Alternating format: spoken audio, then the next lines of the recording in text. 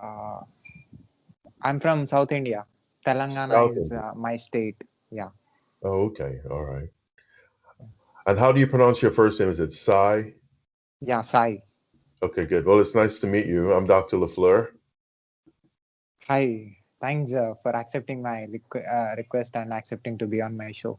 Sure, yeah, you're welcome. So, I thought to introduce you to my audience. Okay. So, can you please introduce yourself? Yeah, sure. My name is Dr. Richard LaFleur, and I am a narrative psychologist as well as a pastoral counselor.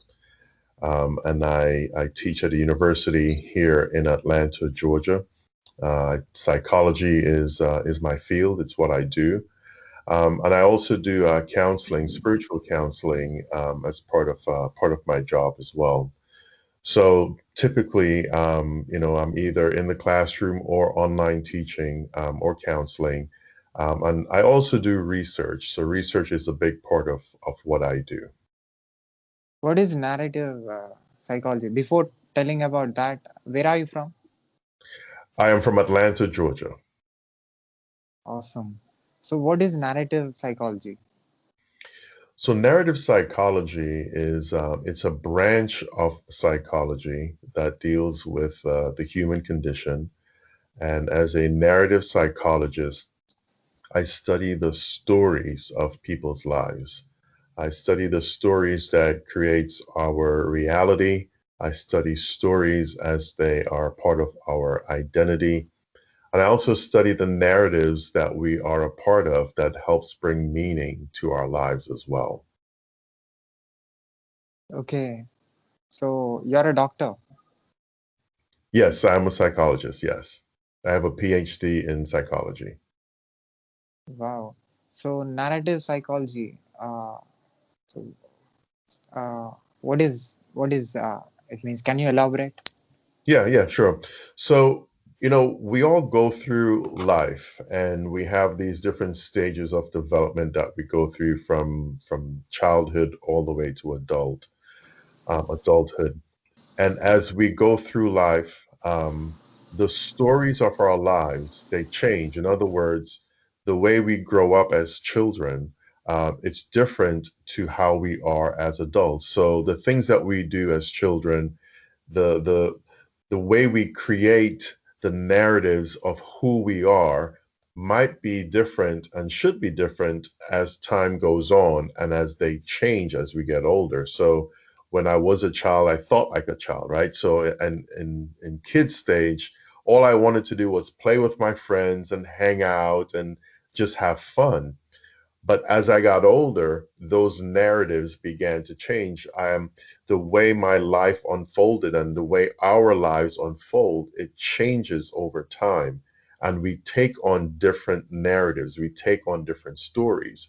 But the stories of our lives are very important because as I continue to grow, the story that I told myself, or the stories that I lived as a child, they are very foundational to who I am as an adult. So part of my personality was created when I was a child, as was yours, Sai. It was created when you were a child, and you can still see hints of those stories even in your adult life, right? And it's important for us to go back and understand the meaning of those stories in our lives. We also look at stories as the experiences we have in life. You might have a certain experience that was very meaningful to you, but within that experience, there is a story, there is a narrative that becomes meaningful to you.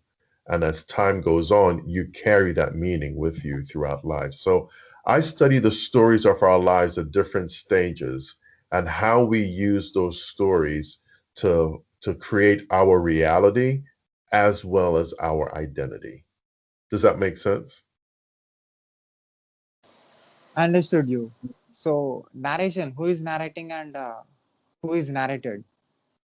So that comes in two different formats. I am the narrator of my story. So I get to tell myself and I get to decide which narrative I want to follow. But there's also the narrative of other people. Who do they see me to be? And the question is, am I going to believe the narrative that I tell myself I am? Or am I going to believe the narrative of other people?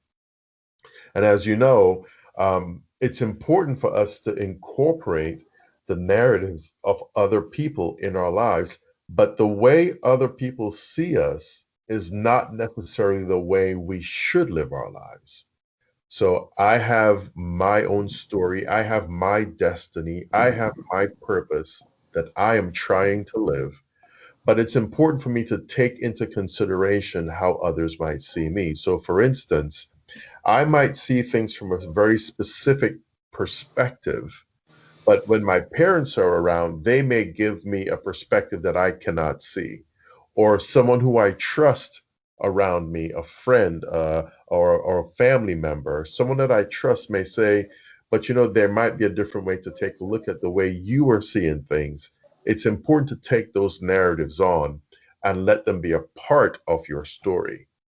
The hard part and the difficult part is when we allow other people to tell us who we are and we only live by the narratives of other people. That's where we get into some trouble. So you're telling we get influenced. Yes, we are influenced by others. The question is how much of that influence I'm going to let in. And Sai, another way to think about this is, so social media is very powerful, right? Social media happens around the world. And we are seeing more and more people allow the influence of social media to create their identity versus understanding who we are as people, who I am, and allowing my narrative to carry me through life, not the narrative of like social media. Now, don't get me wrong, I'm not knocking social media. I'm not saying that social media is not good. Social media has a place in our lives, but when we allow that influence to overtake the narratives that we have created for ourselves, that's where we lose the meaning of our lives and we sort of live life for other people instead of living our lives for ourselves. Does that make sense? Yeah, I understood you. So I want to share something here that I have experienced. A few months back, I used to watch videos on YouTube. You know, when you watch videos on YouTube, you will get the similar kind of YouTube recommends you the similar videos. So when I started continuously watching those videos, I started injecting those in myself, in my mind, and I started behaving like that. There's some personality of mine, changed. Hmm. So some days and in some part of my life was the recommended videos influenced me so much, and I that is not useful or it is not helping me for the personal growth of mine, and it took long time for me to understand that this is destructive, this is not constructive. So like this, lot of things like you said, social media is influencing.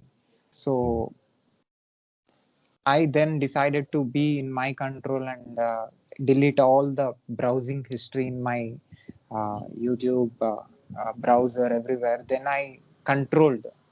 Before I was under control my mobile. Now I'm controlling my mobile.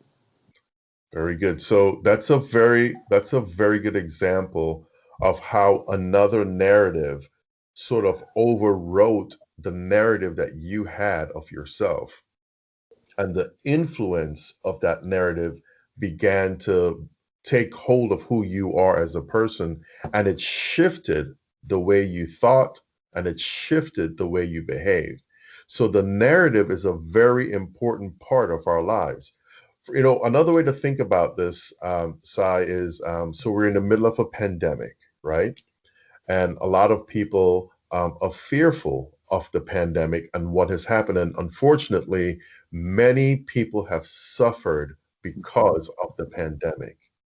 But the narratives that are created by the pandemic and by those that are in authority then forces society to behave in a certain way, which means those narratives that are created sort of overwrite the way we think, and we then begin to behave according to the narratives that are given to us.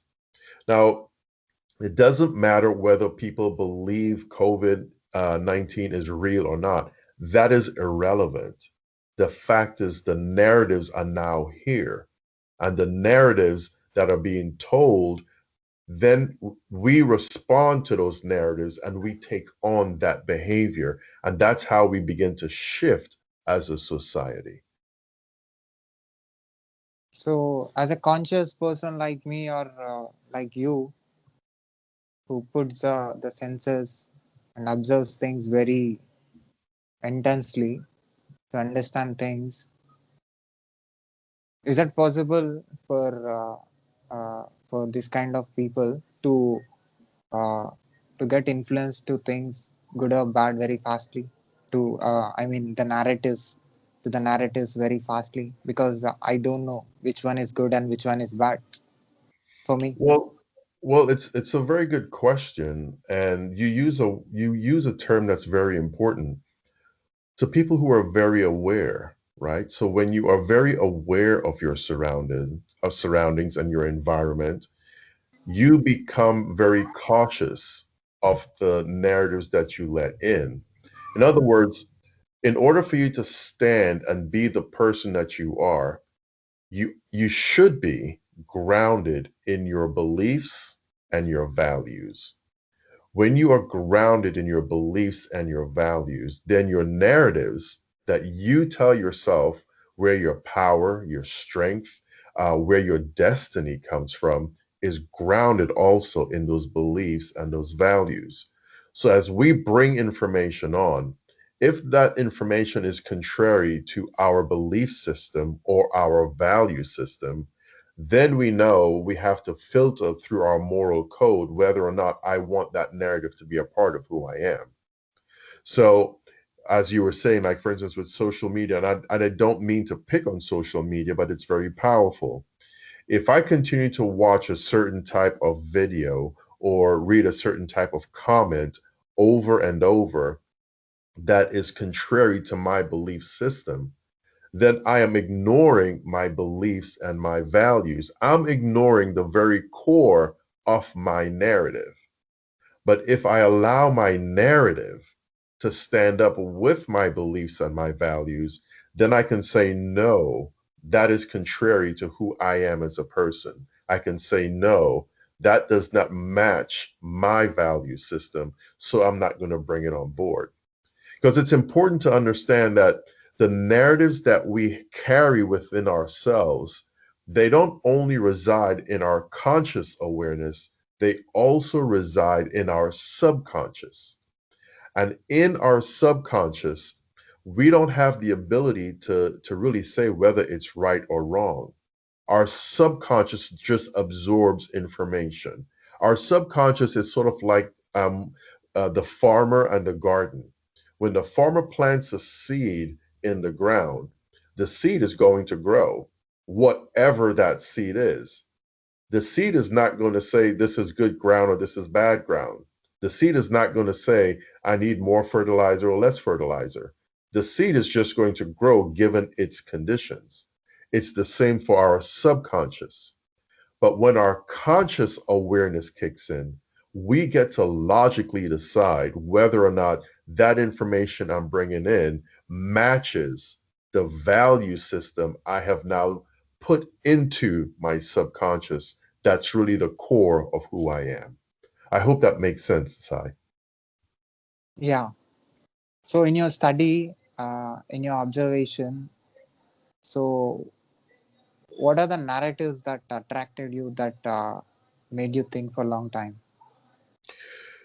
Well, the narratives that really attracted me was fully understanding the stories of people's lives because I realized that the stories that makes us who we are very important, not only to ground us as people, but our stories are they're kind of like movies, right? There's a beginning and there's a middle and then there's an end, right?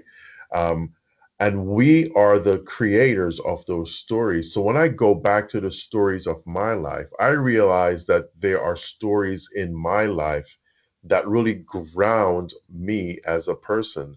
I grew up in the Caribbean islands, and I grew up in a very different culture to where I live now in the United States. But within that culture, I got a lot of my values and my belief system from that culture. And that culture was reinforced by the experiences that I had there and like the friendships that I had there. And now I can look back and I can say, wow, those were very important relationships for me. And those narratives, I can still carry them with me today. So, one thing that's important for me is the value of connecting to other people. But I learned how to do that by going through those stories in my past and having friends from my early childhood that now carry through to help me connect with people today, right? So that's a narrative that I carried with me. The other thing that's important to me is being aware of my surroundings.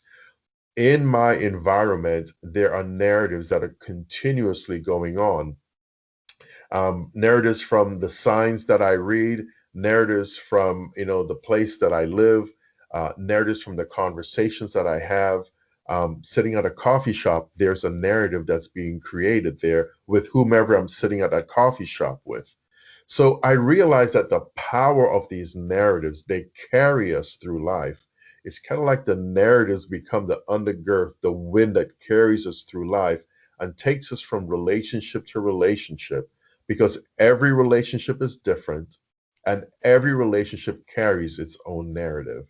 And when I fully understood that the lived experience of people, that's where we ground our identity. Because like today, you and I are having this conversation, and it's neat because we are creating a narrative between you and I that will never be recreated anywhere else on the face of the earth.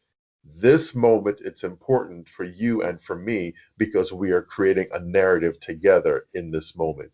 So it helps me understand that these narratives, they carry us throughout life.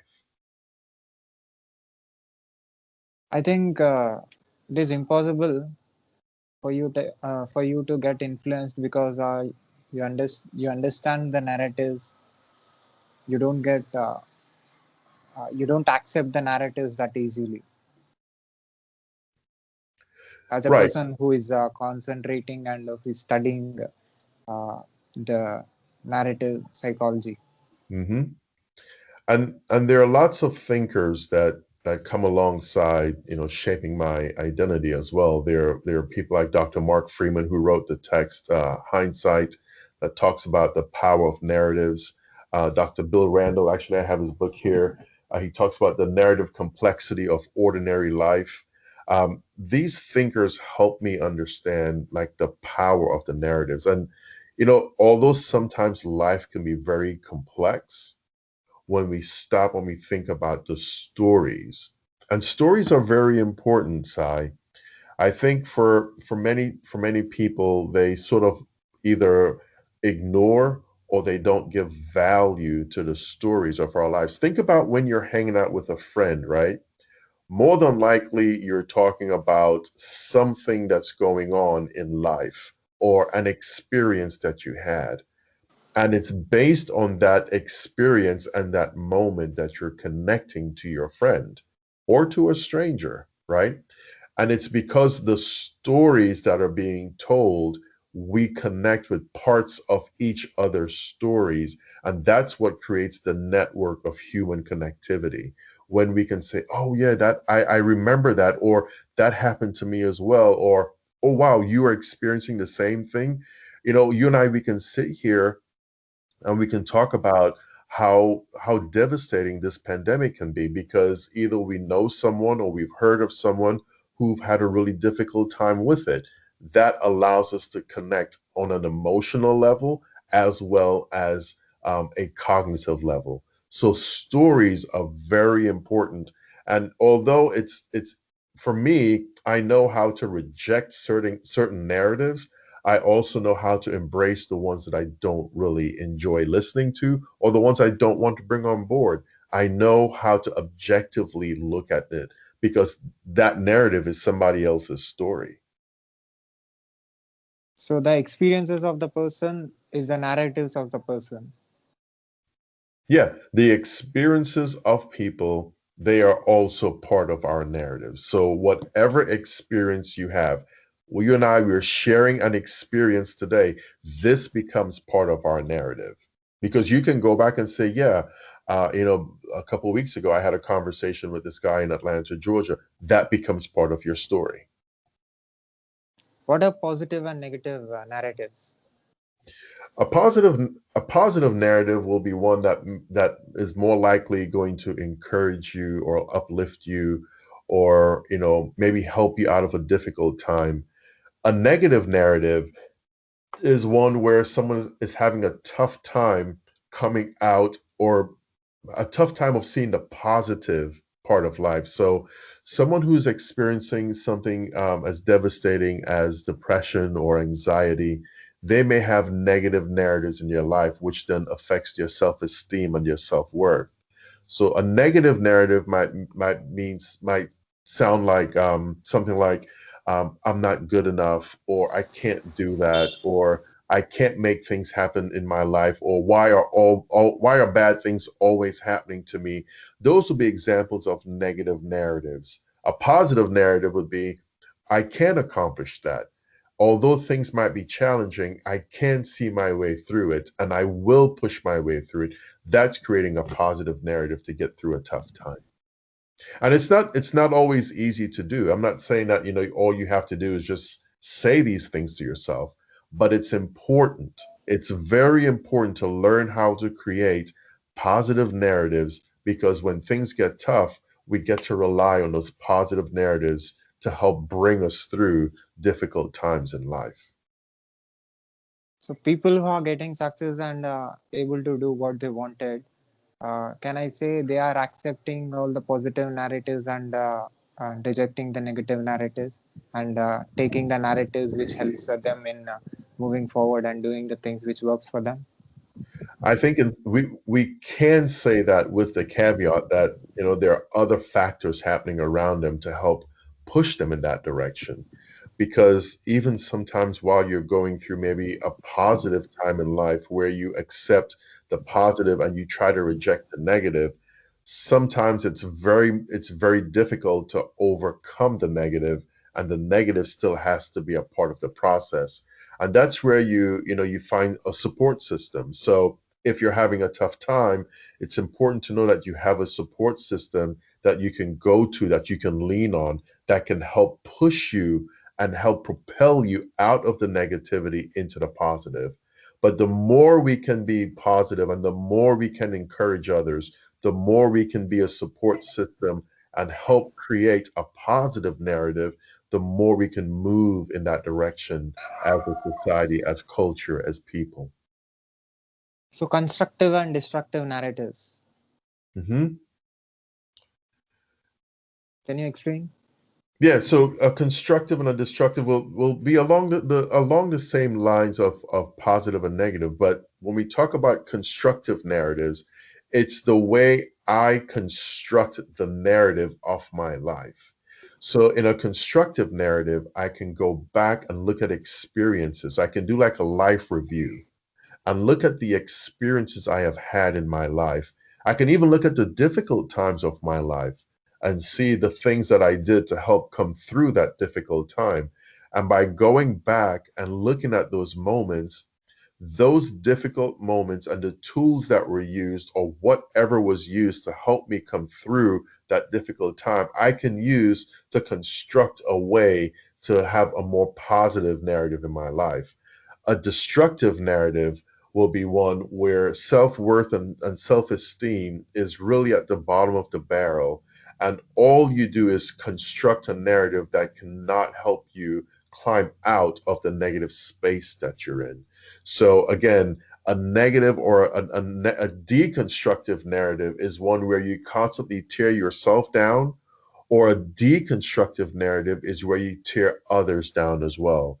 So sometimes, like a person who's very sarcastic, who doesn't know how to to maybe give a compliment and all they see is the negative in life, they can be said to have a deconstructive narrative versus someone who is constructive is one who can, give a compliment or help encourage someone who might be going through a tough time.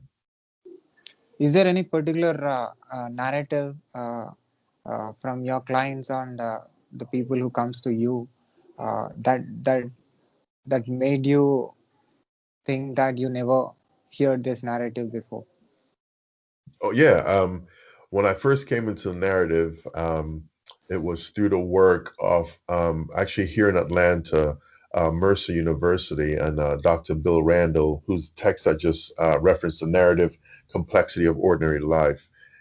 When I started dialoguing with him, that's when I was turned on to narrative psychology, and this was about 6 or 7 years ago. And that's when I started to understand the power. Now, before I got to narrative psychology, I studied phenomenology, which is the lived experience, right? So the lived experience goes into the experiences that we have.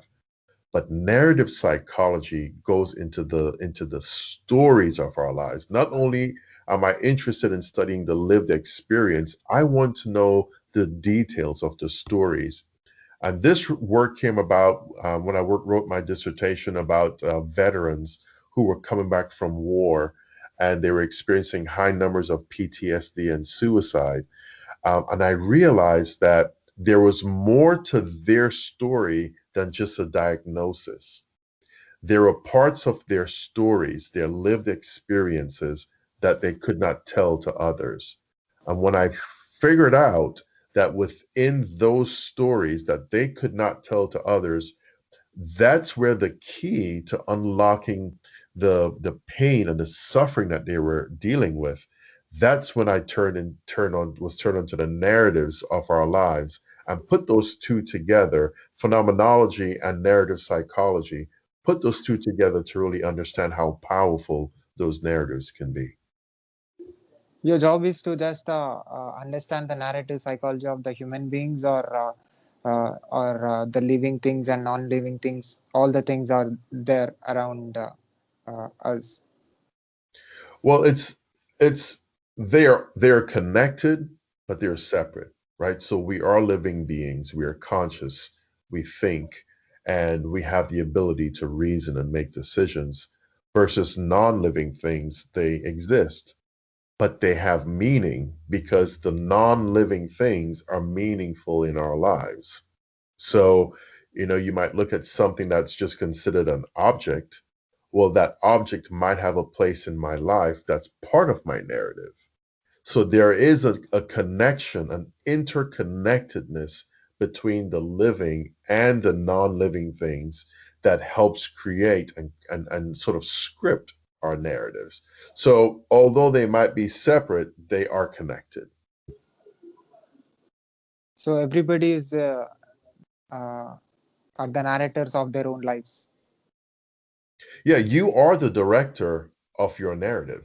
It's sort of like in the movie world, you have a director who organizes and makes decisions for the film. You are the director of your life. You are in charge of your life. In other words, I can't tell you, Sai, how to feel or how to think. Now, I might have an influence and I might have a suggestion, but the ultimate decision comes down to you. You are in charge of which narrative you're going to choose. So if someone does something to you that you don't enjoy, you decide how you're going to respond. You can respond by expressing how you feel, or you can respond with a non-violent response, or you can respond with violence. The bottom line is you are in charge of your narrative. You get to decide which narrative you're going to deploy. You get to decide how you're going to respond. And it's So the like same for relationships, right? We get to decide how we will respond in relationships. like you said, I'm the director of the narrative of mine. Yes, you are. And No when one else, no one else has that power. No one else can tell you which narrative you are to live. so I'm the decision maker of my own narrative.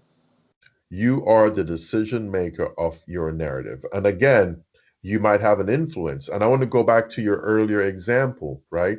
You said you started watching these YouTube videos and you noticed a change, something shifted within you. But you didn't like the shift, you didn't like the change.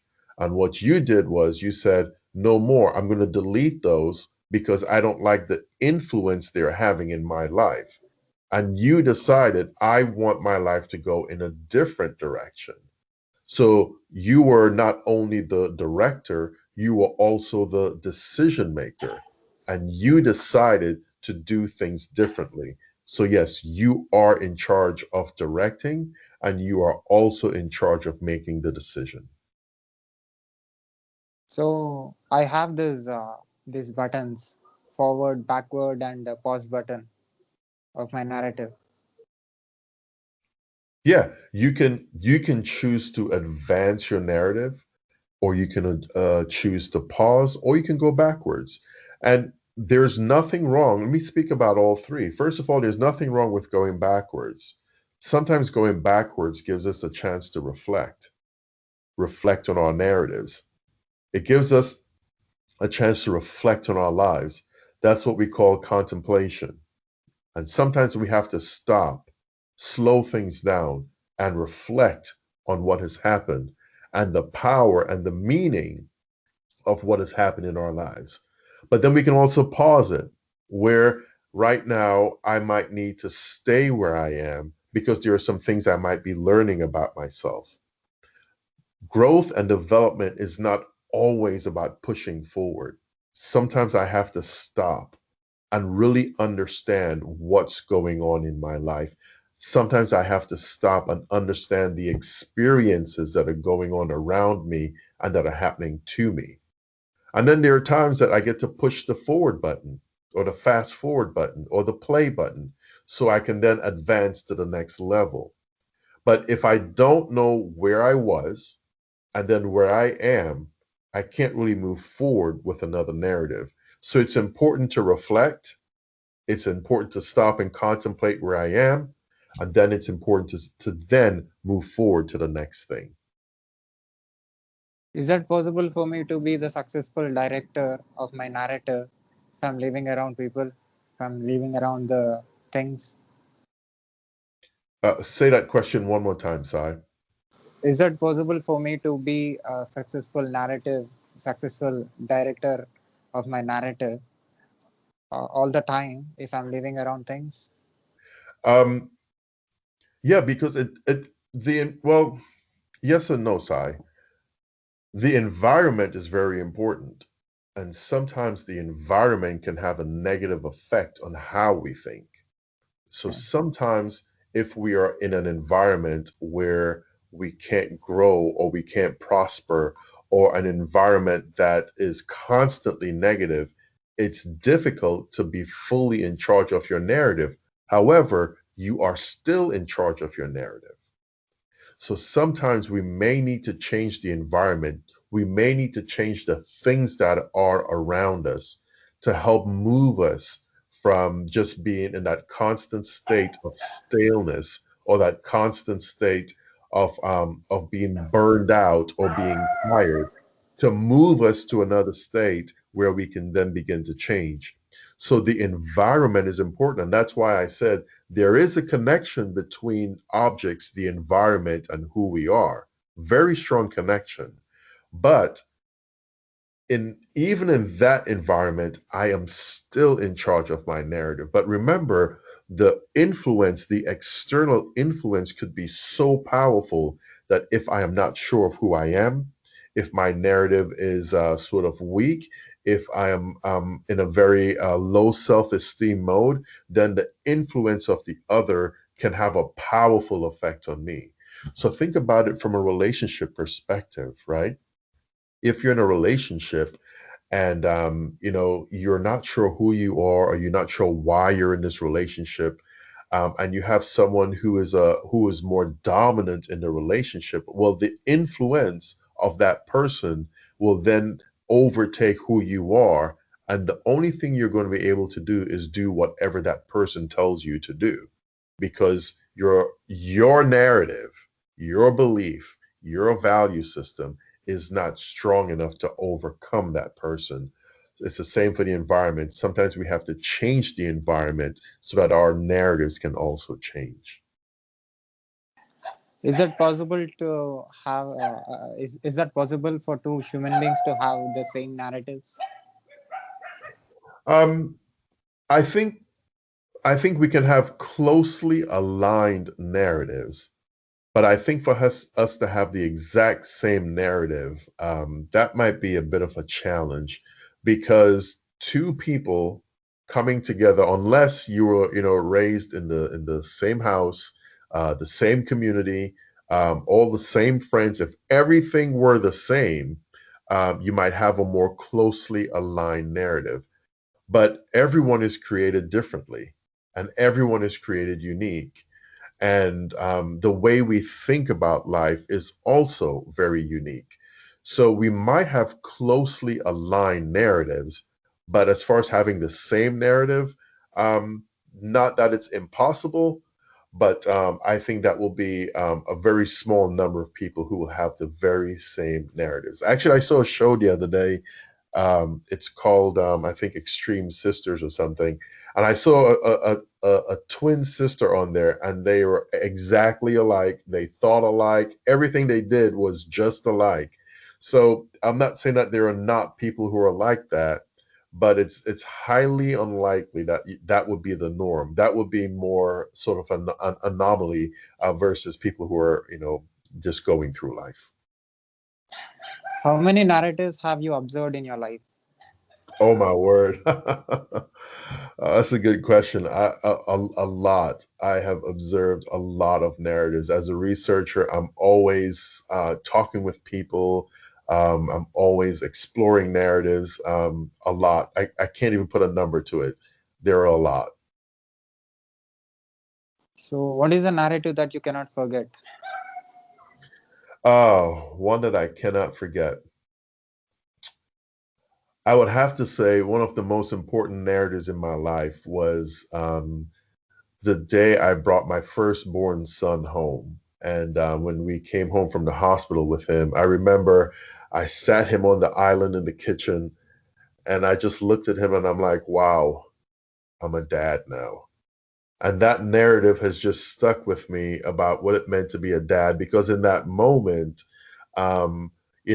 everything about being a dad came online for me, like the responsibility of it and taking care of. And I have two boys now, and that notion of being a dad was created. That narrative was created in that moment, and that definitely has stuck with me throughout life. That a very important moment, a very important experience, but that narrative I can say was created in that moment for me. What about you? Let me ask you a question. What narratives are most important to you? Mine, my own narrative. Can you give an example of one that sticks out to you? My narrative is understanding other narratives. Fair enough. Fair enough.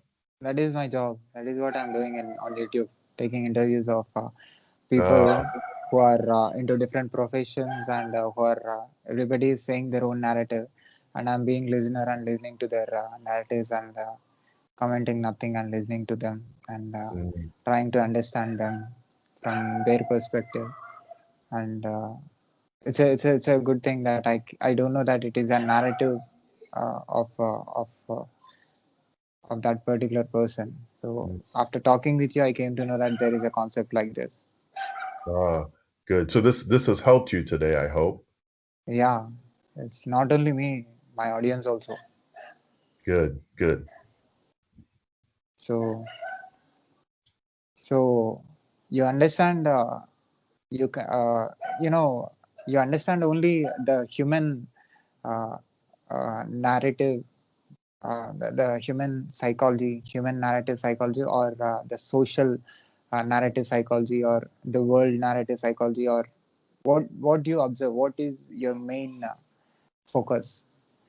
So I focus on individual narratives, but I also focus on the social narratives as well, because as individuals, we are part of a larger society. And when you look at social narratives and social norms, they are born out of the way we are in the world as individuals. So I look at both. I look at how a society operates. I look at the narratives of that society, and because I enjoy meeting people from different walks of life, there is a global influence on the work that I do as well. So not only do I study the narratives and the lives of people in the United States, I also study the lives of people around the world. So I would say individual to social, local socially, and then globally. So, what do you think that is working for these influencers, the social media influencers, and the influencers in the world who have a lot of following? So, what is working for them?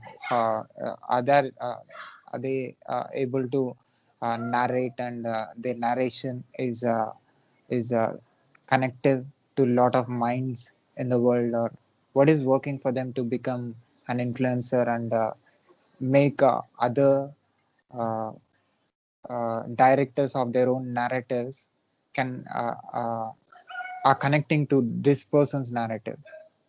So the way influences work from the psychological perspective, um, they all find things that are meaningful to them, things that are meaningful to who they are, right? So you might have an influencer who talks about technology. You might have an influencer who talks about fashion. You might have an influencer who talks about cars. They find things that are most interesting and meaningful to themselves, and they use that from that platform to talk to the rest of the world. And what they do is they connect with the world, they connect through their stories based on the thing that's most meaningful to them. So, whatever they are interested in, whatever they are fascinated by, they use stories of those things. So, there are these guys that I constantly look at them on YouTube. They fix cars, right? I love cars. I love to learn more about cars, and they're always like taking like a totally wrecked car and they bring it back to brand new condition because that's their interest. And through the story of putting a car back together, I get to see what they do. I don't have to like go to a place to do it. I can now sit at my computer and I can be entertained by the narratives that they are given to me because it's important to me and I connect to the stories that they are telling. So, influencers, they connect to their audience through the stories that they tell based on the common interest of the influencer and the person that they are trying to reach in the world. So, as a narrative psychologist, are you able to be the good director of your own narration? I try to be a good director of my own narrative. Of course, we are humans, right? So we tend to fail sometimes, and we tend to make mistakes sometimes. But sometimes it's through those mistakes and those failures that we learn more about ourselves. So I do my best to be a director of my narrative and to live by my narrative, so that I can fulfill whatever my purpose and my destiny is in this life. So although I might fail every now and then, I get to look back on those failures and look at those difficult times and say, okay, what do I need to learn from that so I don't make that same mistake again? What is your success percentage as a director of your narrative?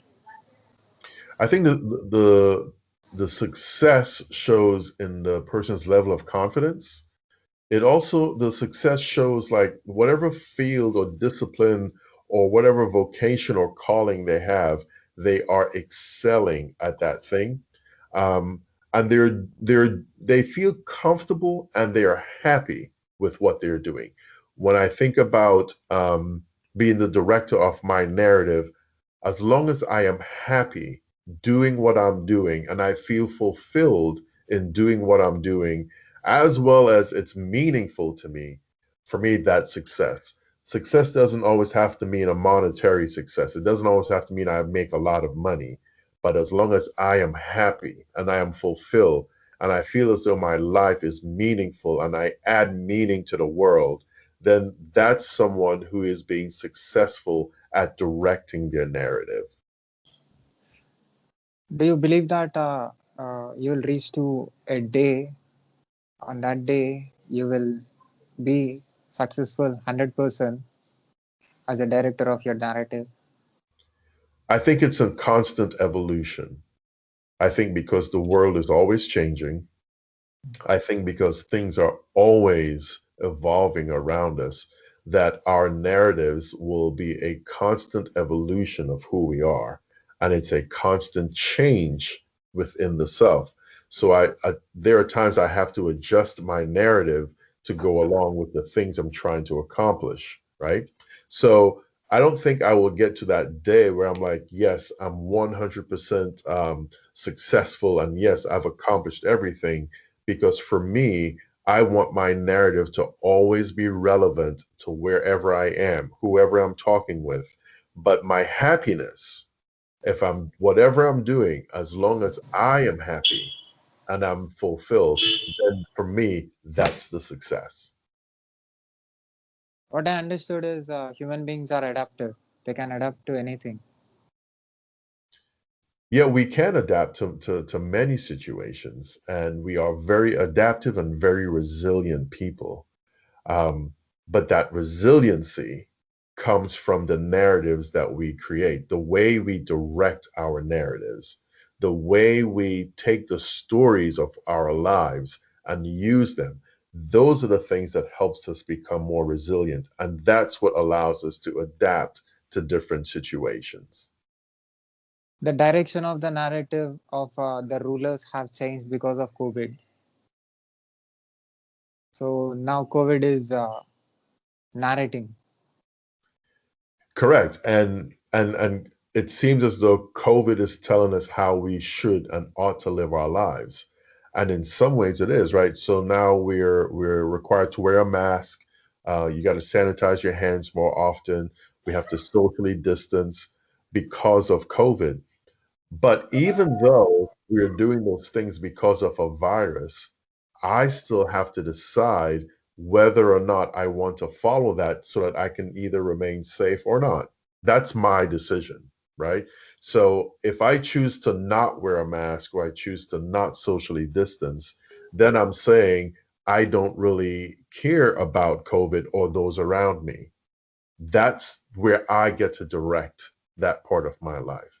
So, yes, COVID has given us some directions and some guidelines, but I still get to make a decision. So you're the decision maker, but the narration depends on the things around us. hmm And that's why I said sometimes the environment also influences our narratives. There are external factors that we get to take in. And just like COVID, I get to factor that into my narrative now. And I can either accept or reject it, right? But I get to make the decision of what I want to accept and what I want to reject. What works to become the best director of the narration, the narrative? I think one of the most important things is to take time to get to know yourself. Take time to get to know who you are. When you understand who you are, when you understand your personality, when you understand like the core values and the belief system that you have within you, when you understand those parts of your life, you become more successful in directing your narratives. When we're not sure of ourselves, when we're not sure who we are, when we are constantly trying to find our identity, then the external factors are then imprinted into our narratives, and then that becomes the narrative that we carry. Is there any particular thing that will never change in the world? Say that one more time, Sai. Is there any particular thing that will never change in the world, in the universe?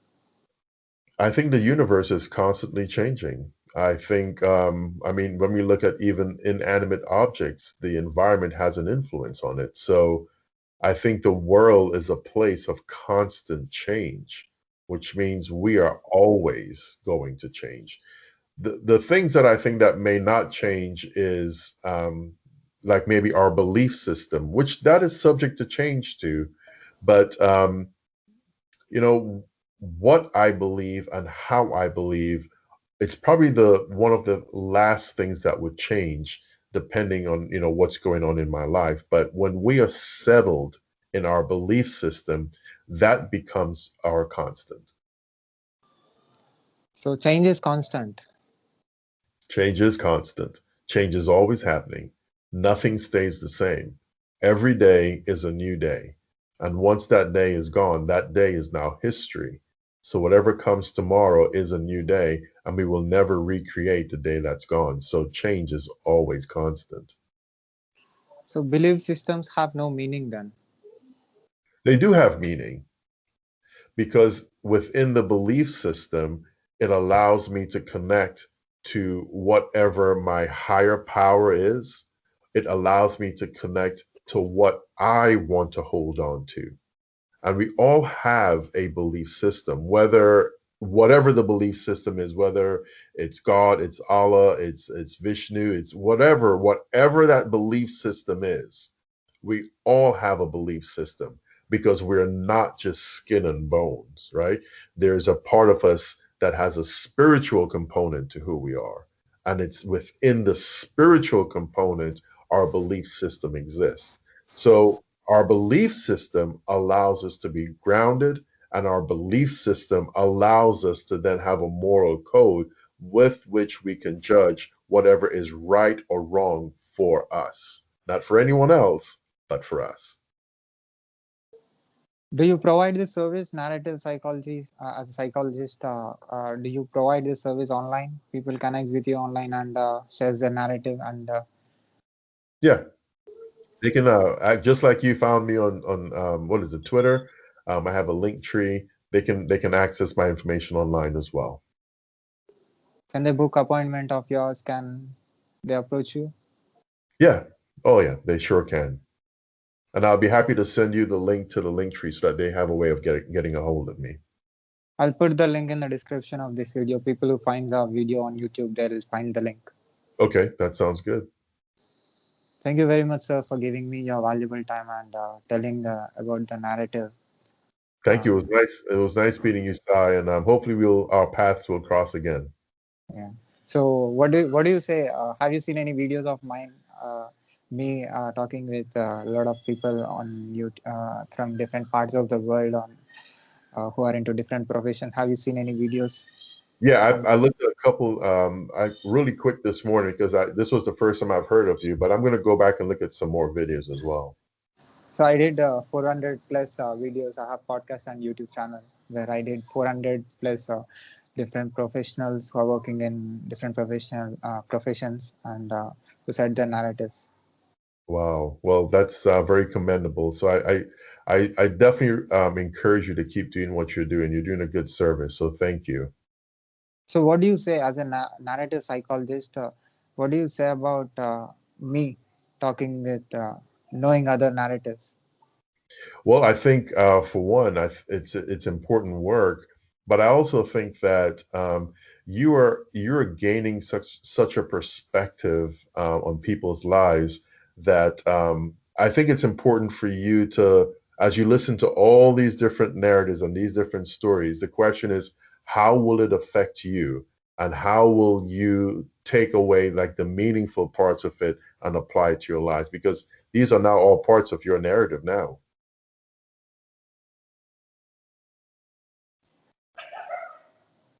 At last, any good message or the point that works for every human being, as a psychologist, as an experienced psychologist, any particular thing that you want to tell to the world? Yeah, I would say be true to yourself, find your authentic self, and then let your narrative carry you through your life. Awesome. So can I put this video and audio clip on my YouTube channel, social media, internet, podcast, website, everywhere with your permission?